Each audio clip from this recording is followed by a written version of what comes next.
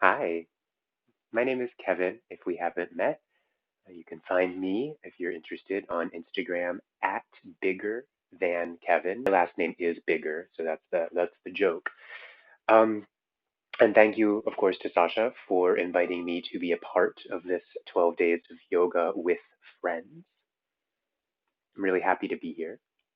Here, by the way, is my apartment in Williamsburg, Brooklyn, in New York.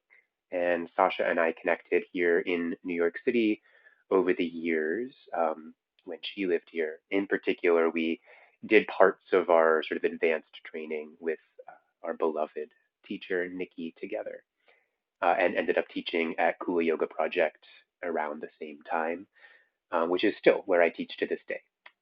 So, what we're going to do today is a really sort of simple and I think necessary and profound bit of pranayama breath work in a restorative pose that is going to set you up, should you choose to go in this direction, for a meditation on the idea of what you might do in a New Year's resolution sort of mindset.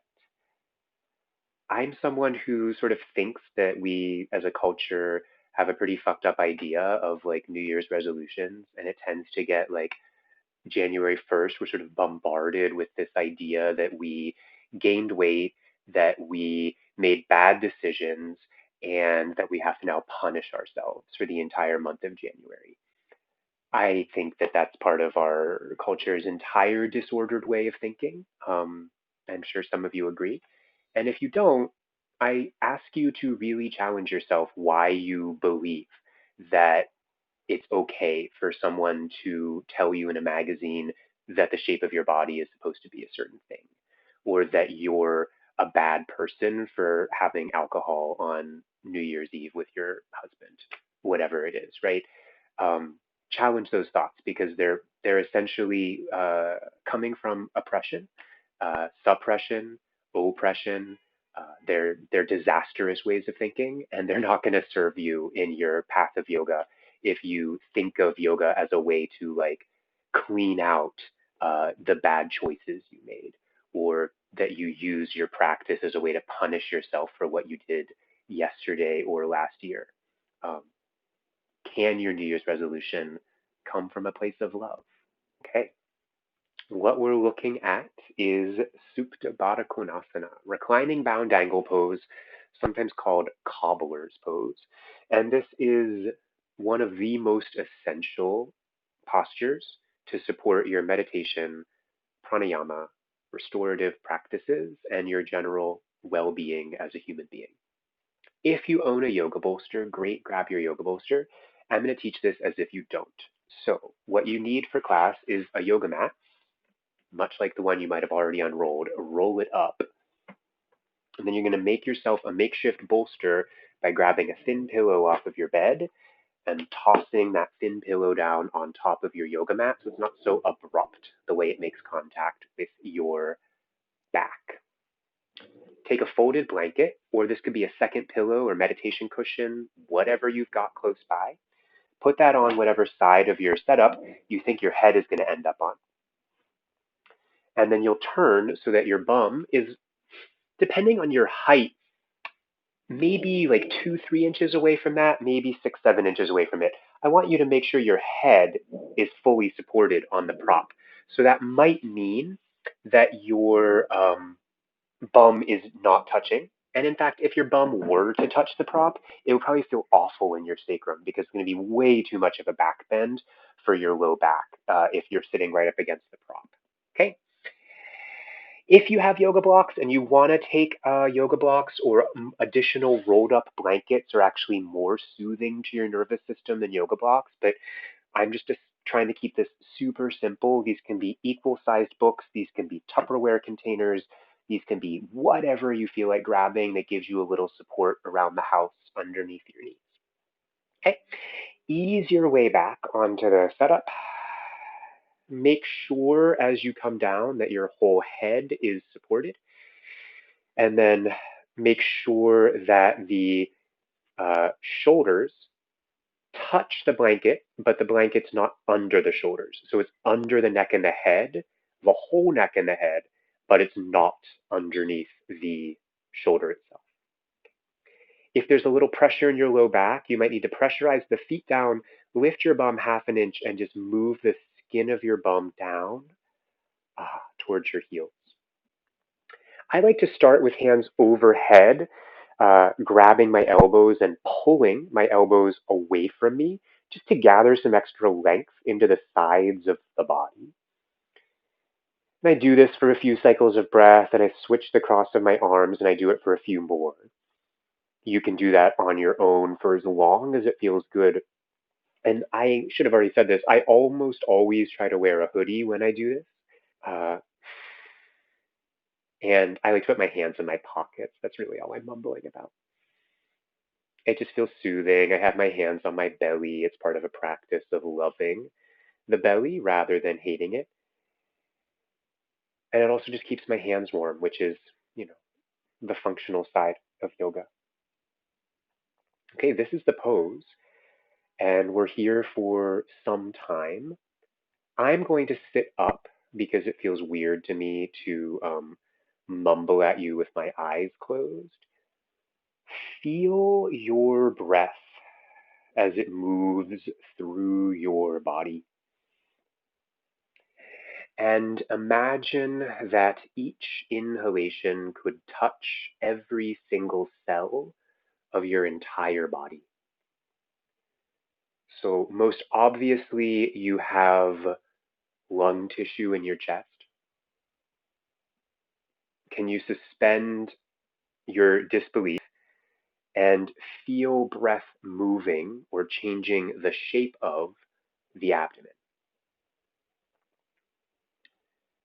And as you feel the abdomen receive the change of shape of your breath, can you feel your low back experience that change of shape? Can you feel all the way down into the bowels in your pelvis receive the breath? Can you feel your throat, your facial muscles receive the breath? Can you feel your hands, your toes, the whole body experience the breath?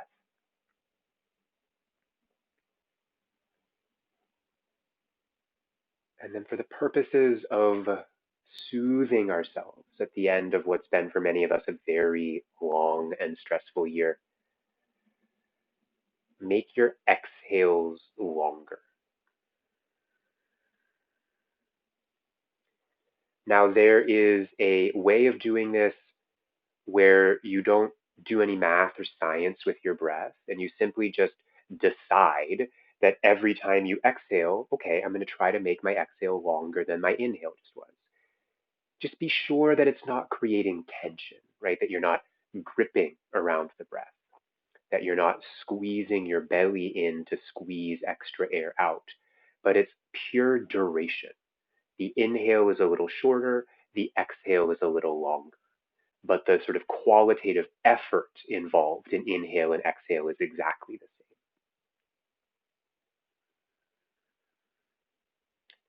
For some of us, it's useful to count that.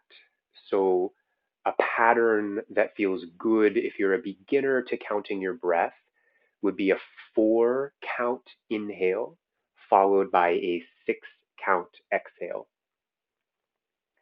No need to hold the breath in or out at the top and the bottom, just 4 in, 6 out, 4 in, 6 out. And then you can slowly and progressively build on that so that it maybe becomes 5 in, 7 out, or 6 in, 9 out. Right? So that the exhalation is approximately 1.5 times as long as the inhalation. And become curious about the way that that starts to affect your mind, your body, your spirit, your emotions, and the interplay between these 4 parts of you.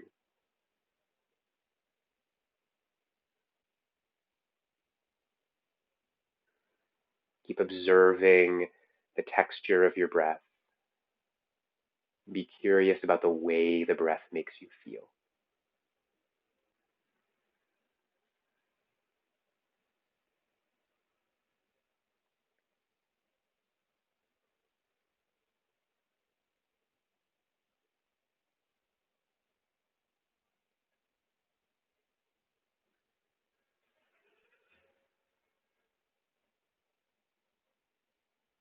And then let go of any layering of technique that you have with your breath. And I want you just to be with your breath now. And you can continue to be with your breath in the supine position that I put you in. Or you could move a block that's underneath your knee, move that your right knee ideally, draw your knees together, then roll over onto your right side and press yourself up to sit, and we can sit for a few minutes to conclude this bit of practice.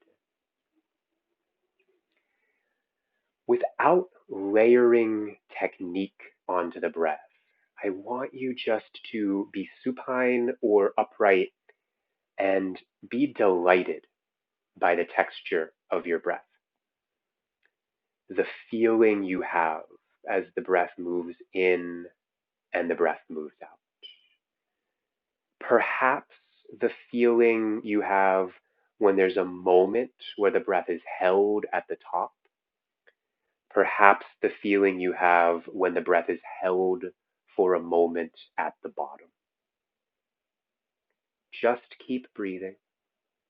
Just keep feeling and open yourself up to the possibility that the breath in this very simple meditation can be so fascinating, such a good dharana, point of concentration for you, that a new truth or a new idea or maybe the beginning stages of what might one day become some sort of New Year's resolution for 2020 starts to bubble up or reveal itself to you. Not because you're analytically thinking about it, but because you're so in tune with this very basic function of human life, the inhale, the pause at the top, the exhale, the pause at the bottom, the natural four-part cycle of breath, that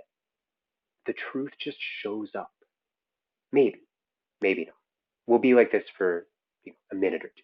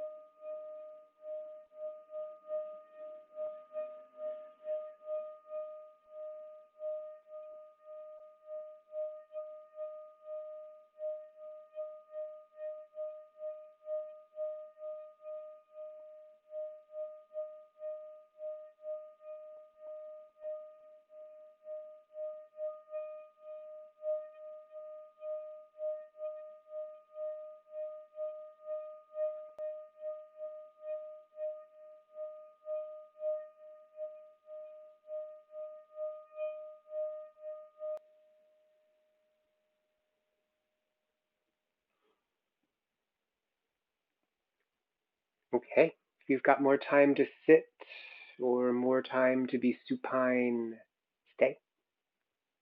But that's it for me.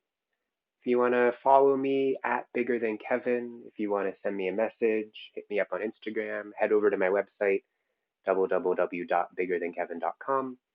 There's lots of pranayama restorative practices you can purchase on demand on my website. And if you're interested in taking class with me at Kula, you can find information out about that by following me as well. Thank you so much. Be well.